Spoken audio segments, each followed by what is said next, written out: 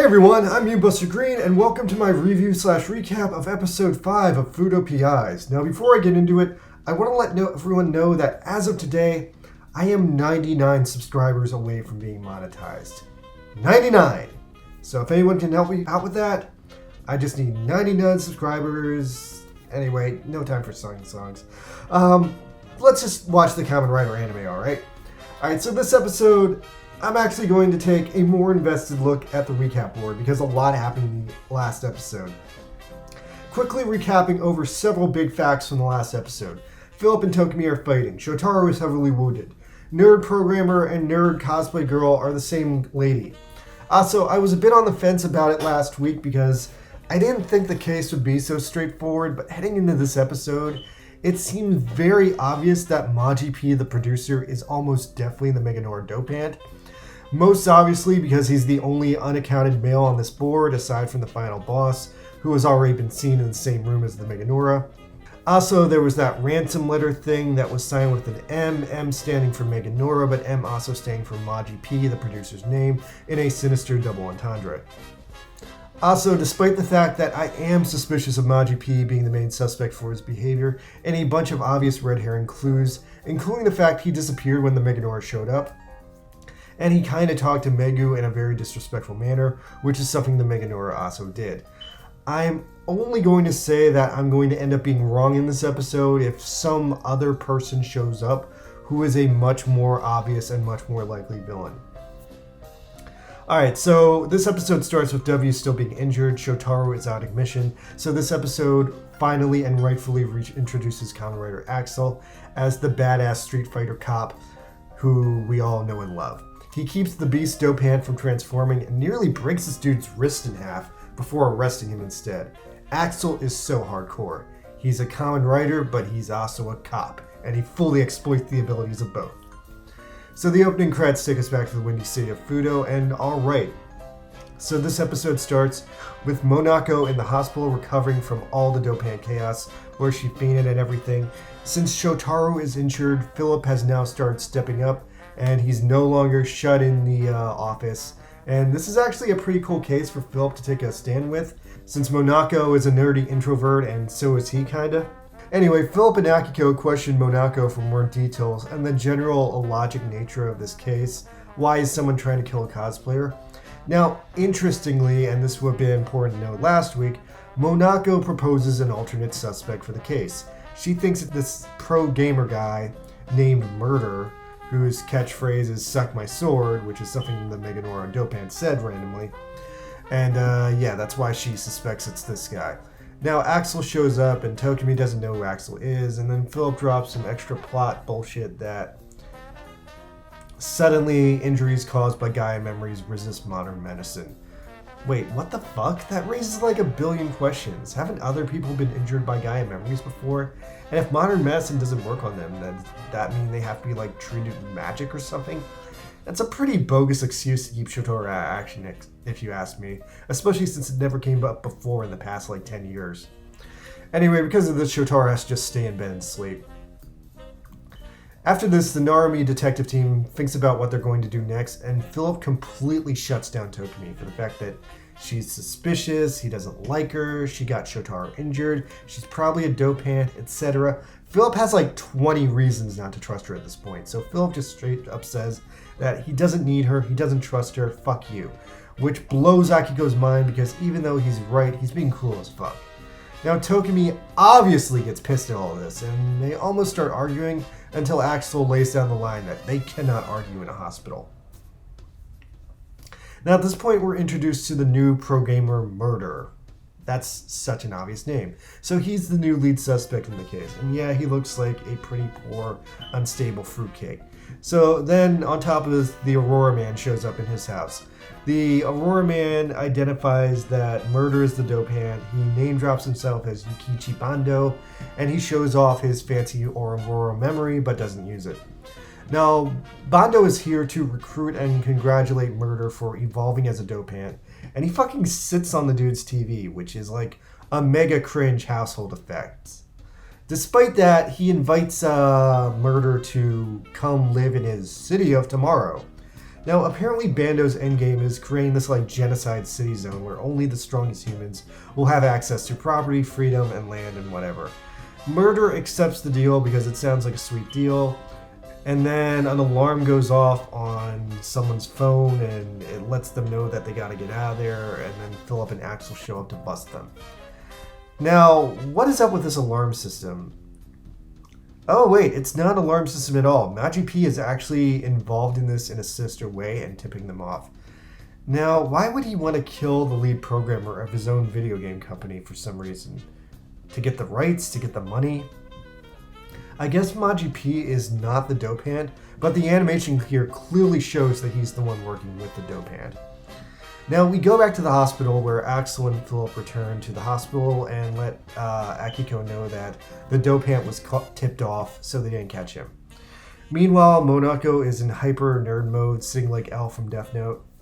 And Philip gets some more information on the murder guy. Apparently he was originally a game journalist and a pro gamer, but he like really wanted to be good at games, and apparently Monako was familiar with him because they met at a tournament once where he cheated, but Monako as Megu still beat him because she literally made the game and like pulled out all her tricks.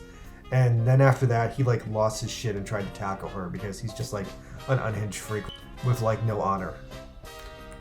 Now Philip points out that this case comes down to a case of revenge over public humiliation, and Axel says the easiest way to just solve the case is to just have Monako not cosplay as Megu anymore, which everyone is okay with. It's an easy answer.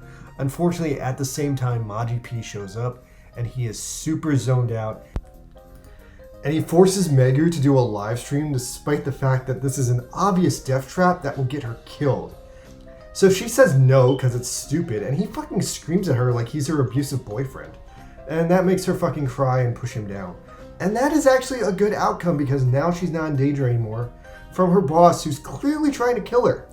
She goes and cries in the cafeteria or whatever, and Shotaro finally gets out of bed to have a talk with her. There's a very nice eye catch with Akiko and Axel, and so anyway, at this point Shotaro gives Monako kind of a bad pep talk.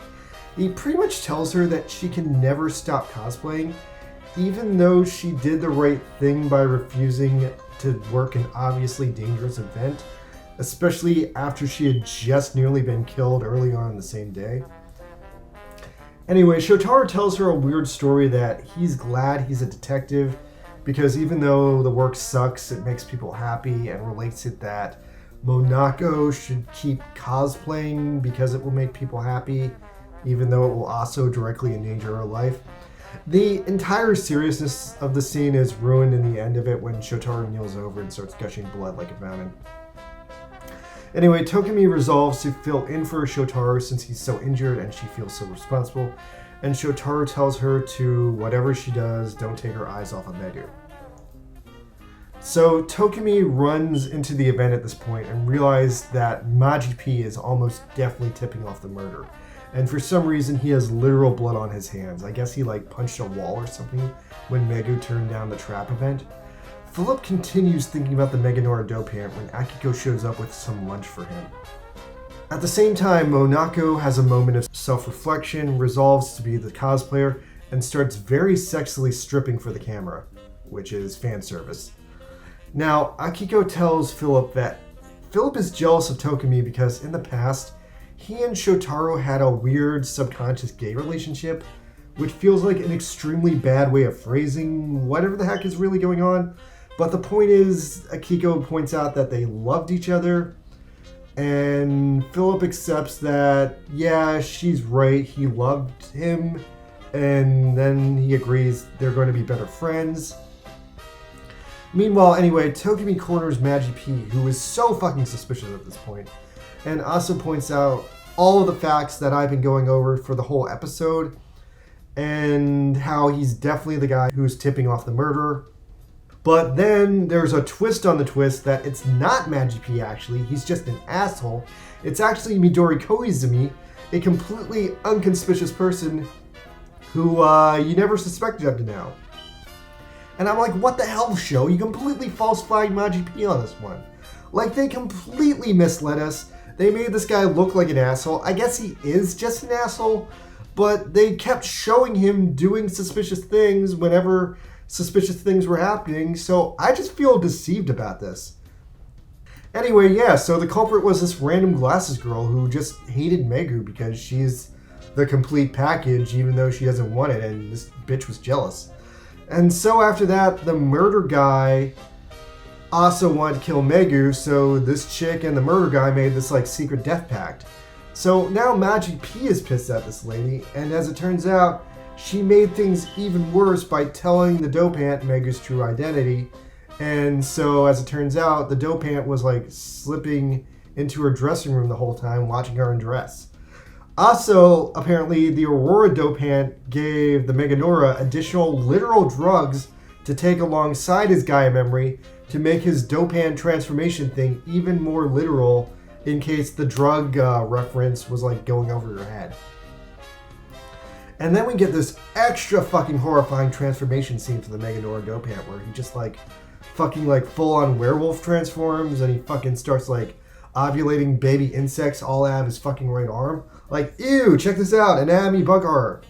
And the bugs fucking go everywhere and they scare everyone in the hospital while the Meganora just gets closer and closer to killing Monako. And Tokumi realizes that the slimier bugs are freshly born, so she can track the bugs by their sliminess to lead them to the dopant. And so Tokumi finds the dopant and immediately gets her shirt ripped off because the animators on the show are huge perverts who love tits.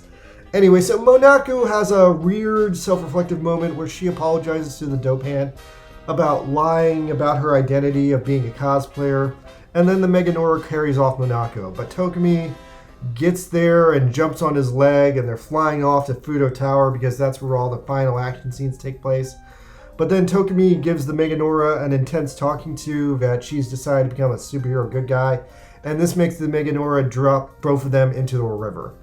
Now, just when things are looking crappy, the Fang memory shows up and somehow manages to completely chop off the Meganora's ovulating right arm. And then Philip goes off on this weird apology that he was jealous of Tokumi for being a woman.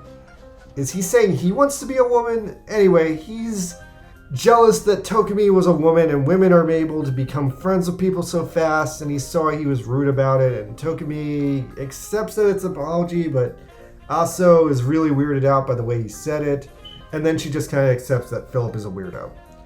Then we get something completely awesome. Philip transforms into Fang Joker with Philip acting as the body, and Fang Joker just looks insane at the end of the episode. Great episode.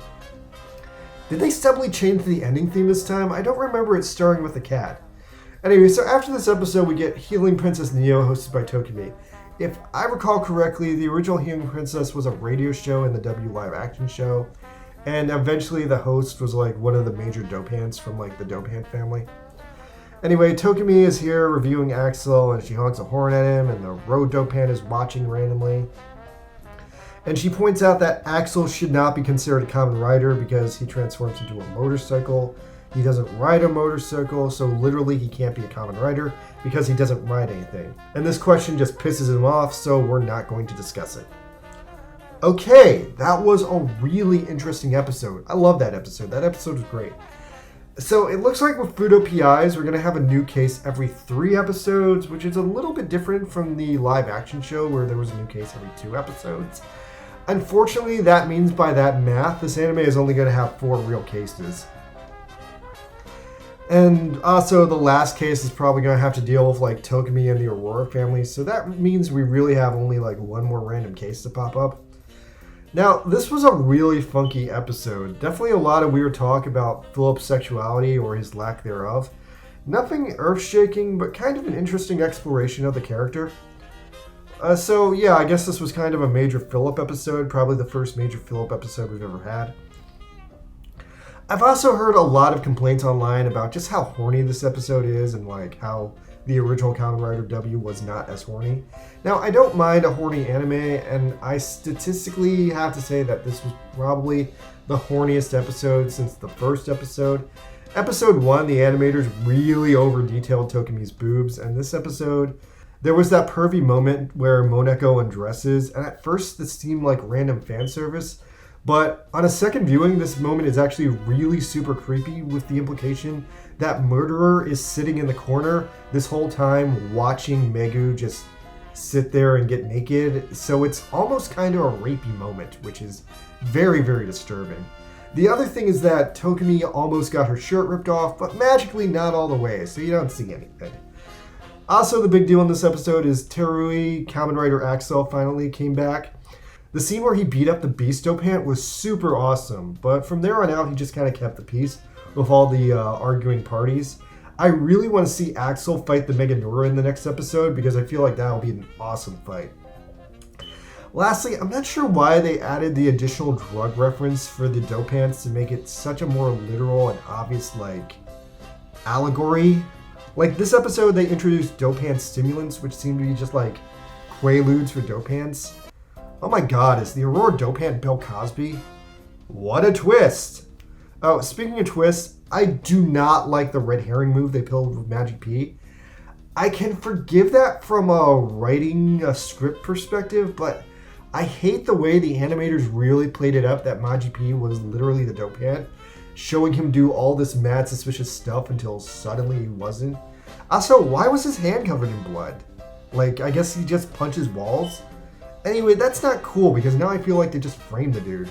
Although he is still an asshole, and he is still abusive to women, so he still is not a good dude either way.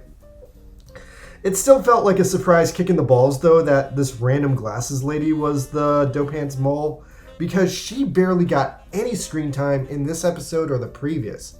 That character, I barely, acknowledged she existed. Alright, so next episode we should be wrapping up the Megu/Monaku storyline.